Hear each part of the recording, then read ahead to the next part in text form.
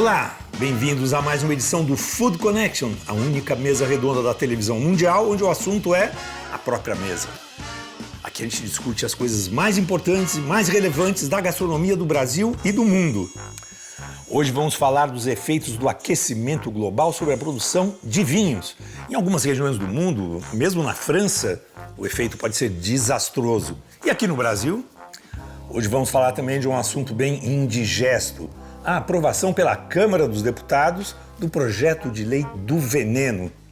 Quais as consequências disso para o nosso país e para a nossa comida? O nosso terceiro tema é a carne mais cara do mundo, a carne, o Wagyu, que é originária do Japão e que aqui no Brasil está ganhando uma expansão enorme. Que carne é essa? Vale a pena o preço que ela custa?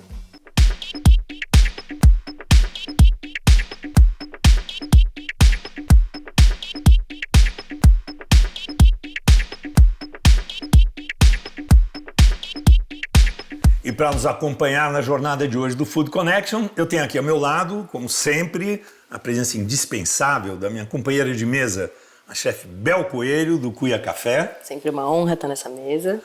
E uma convidada especial para o dia de hoje, que é a cantora, compositora Ana Canhas.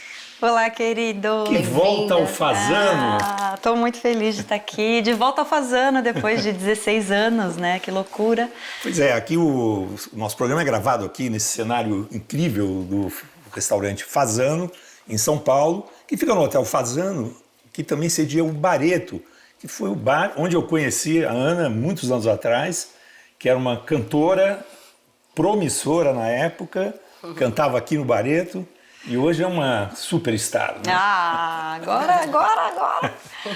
Bom, primeiro eu quero agradecer o convite de vocês, dizer que eu sou fã dos dois, né? E realmente quando eu cantava aqui, era crooner do Boteco de Milhões, chamado Bareto, foi uma escola cantar aqui, né? Então eu não poderia estar aqui hoje no Fazano, nesse programa, sem lembrar do Mário Edson, pianista, que é uma figura antológica aqui dentro e um pai para mim, um pai artístico que me ensinou muita coisa. E também dizer que eu sou super fã da Bel, minha amiga. Já tive a honra de ir na casa dela comer uma comidinha feita por ela. É recíproco. Então são muitas emoções aqui hoje, gente. Entre amigos e um lugar que realmente foi um marco para mim, na minha caminhada. Aqui foi o antes e depois. O tempo passou de lá para cá, hoje você tem uma carreira incrível, já, enfim, com um disco lançado. Consolidadíssima. Parcerias incríveis, né? Sim. E, bom, o tempo vai passando, a gente vai mudando e o planeta está mudando também com o passar do tempo. A gente está... O planeta está gritando, né? Na verdade tem humanos mudando o planeta, né? E tem uma coisa paradoxal, assim, que a gente estava falando agora, vamos falar de vinhos, né? Que o aquecimento global está tendo um efeito maluco sobre os vinhos. Porque algumas regiões estão conseguindo produzir vinhos, regiões que não produziam antes. Por exemplo, a Inglaterra hoje está fazendo vinhos espumantes. A Inglaterra não fazia vinho nenhum, fazia cerveja.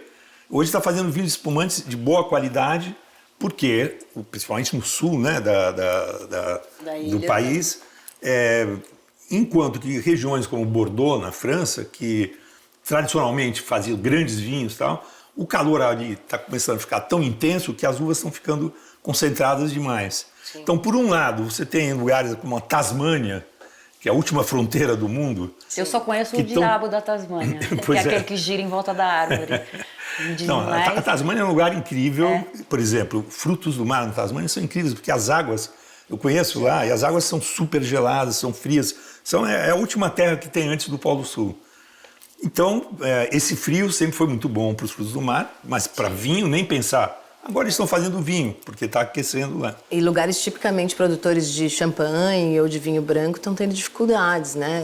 É muito sério, na verdade. Isso tudo pode mudar, né? Regiões que eram típicas para um tipo de vinho, mudar Tem que mudar o vinhedo inteiro, né? Pois é. É sério, né? Bom, vamos ver como é que são as consequências desse movimento climático aqui no Brasil, ouvindo o Gregório Salton, que é o diretor de enologia da vinícola Salton, que fica no Rio Grande do Sul. Ao longo dos últimos anos, a gente vem estruturando o nosso núcleo de pesquisa, desenvolvimento e inovação. Por que que eu digo isso? Porque através dessa iniciativa, né, através desse núcleo, que nós começamos a monitorar, nós começamos a acompanhar mais de perto uma série de assuntos técnicos, sempre com uma índole técnica, né, dentre os quais a gente pode inserir, né, pode contextualizar toda essa questão do clima. Não dá para negar que durante muitos anos, né, a gente sabe, safra em qualquer lugar do mundo oscila, né? Então, safras de extrema qualidade, safras normais, safras de qualidade inferior. E a gente, por algum motivo, nos últimos anos, tem observado no Brasil safras de extrema qualidade em pouquíssimo tempo. Então, eu posso citar aqui 2018, 2020, 2022, que não concluiu ainda, mas ao que tudo indica vai ser outra grande safra. Então, tu vê que em pouquíssimo tempo a gente teve, né, essas 3 safras em um patamar extremamente elevado.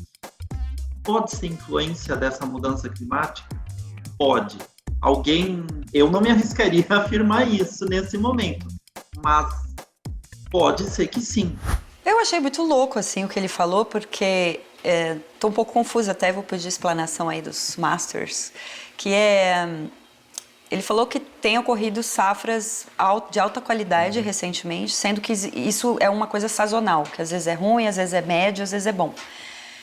Significaria que o aquecimento global está favorecendo os donos de vinícolas aqui no Brasil? Depende do vinho que ele produz. Depende da região. Às vezes pode concentrar, por exemplo, por causa do calor. Aí concentra açúcar, né, na fruta, menos água, menos diluído, diria, assim, sabe? Aí o resultado ele muda. Eu acho que também é uma questão de tempo para as pessoas observarem e entenderem o que vai ser do vinho de cada um, ou se vai ter que mudar a espécie, o tipo de vinho, enfim. O Rio Grande do Sul, essa região da Serra Gaúcha, sempre foi uma região com muita umidade e muito frio. Essa temperatura sempre foi boa para fazer vinho espumante. Então, o vinho espumante lá sempre foi muito bom. Mas os vinhos tintos, por exemplo, era muito variável. Era raro você ter uma grande safra. Porque era raro você ter um verão legal, ensolarado e tal. Precisa de sol. A uva tinta precisa de sol. Então, o que está acontecendo agora é que os vinhos tintos lá estão sendo favorecidos pelo aquecimento.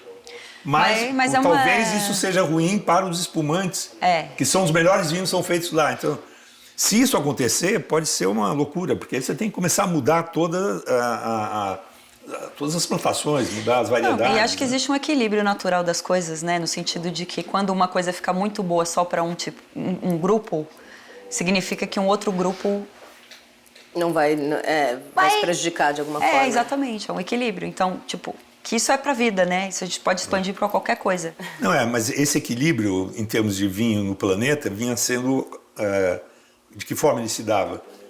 Cada região era beneficiada típica de uma forma ou de outra. Então, fazer champanhe em Bordeaux não daria certo. Fazer champanhe na região de Champagne dá certo. O fato é que eu acho mais importante dessa notícia é que o aquecimento global é um fato e está mudando, vai mudar economicamente esse setor e vários outros setores, e a gente não pode mais ignorar, assim, né? E esses produtores podem enfrentar crises, enfim, e ter que mudar completamente a produção. Eu acho que fica aí o questionamento do que a gente está fazendo com o planeta, né? Mais do que tudo, eu acho que é essa a mensagem, né, da notícia. Pode ser que a gente venha, isso também, talvez a gente vá à praia na Suécia. E o que isso quer dizer, né? Pode ser bom. A gente já está começando a beber vinho da Noruega, por exemplo. Pois assim, para mim é triste, porque a gente está acelerando e contribuindo para mudanças muito drásticas do clima, a humanidade, né? E isso a gente não sabe onde vai chegar, mas assim, mais enchentes, mais secas, severas. Positivo, acho que não vai. Pode ter um ou outro aspecto positivo, mas assim, quão positivo, né? Uma cidadezinha, um produtor, uma região. Eu acho que de uma forma geral, vai ser necessário agir nos dois sentidos. A humanidade vai ter que tentar parar de mudar tão drasticamente o clima, porque é uma mudança muito drástica, não é que é uma coisa que em 1000 anos vai mudando devagar e as pessoas vão se adaptando. Exato. Está mudando muito rápido, né? Para adaptar modo de vida, modo de produção, está sendo muito... Então, tem que ir mais devagar, né? Sim.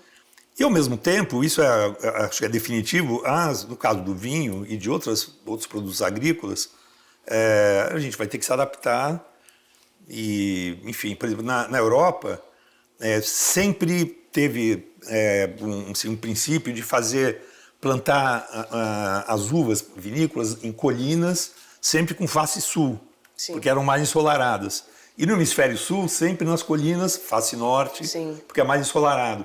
Já estão começando a mudar a orientação. Por causa da incidência maior. Porque está ficando quente demais, então no norte e aqui no sul estão começando a plantar do outro lado da colina, onde é menos ensolarado. Então. E cada vez que você toma uma decisão dessas, isso demora, né? Você começa a plantar tudo de novo, são 7 anos para a planta começar a conseguir fazer um vinho razoável, muito mais tempo para fazer um bom vinho, fora o tempo... Enfim, mas essas medidas já estão começando a ser tomadas e isso vai ser curioso, porque tem vinhos que têm fama secular que vão deixar de ter esse prestígio, né? A gente vai ter uma extinção de vinhos mesmo. Isso é um exemplo, imagina, são tantas produções, mas aí a gente está vivendo um momento, né, de fake news e de coisas que de negacionismo. Tem gente que acha que a Terra não é redonda, é muito louco. Então, e que o clima não está mudando e que o homem não tem nada a ver com isso. Tem tudo a ver, né? Isso aqui não dá para engolir, né? Pois é. Não dá para engolir. Bom, nós vamos ficar aqui por enquanto, né? Esse debate que provavelmente vai voltar várias vezes ainda no Food Connection, fazer um pequeno intervalo e a gente volta já com o próximo bloco.